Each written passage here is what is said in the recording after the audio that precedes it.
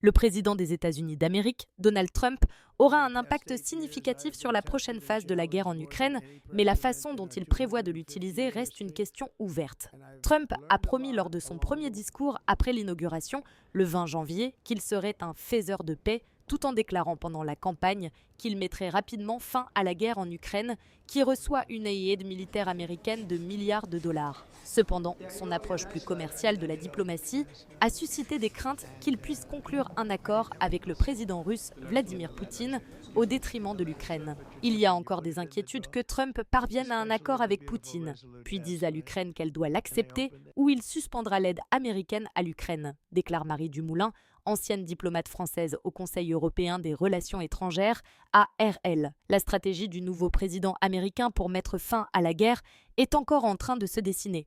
Mais les analystes soulignent qu'il a deux grandes voies devant lui. La première consiste à pousser l'Ukraine à la table des négociations en conditionnant l'aide militaire vitale et en la forçant à signer un accord de paix avec des conditions défavorables. Une option que Kiev et la plupart des capitales occidentales considèrent comme le pire scénario. L'autre consiste à intensifier la pression sur la Russie avec de nouvelles sanctions et un soutien militaire accru pour l'Ukraine. À ce stade, chaque option est encore possible, a déclaré Dumoulin.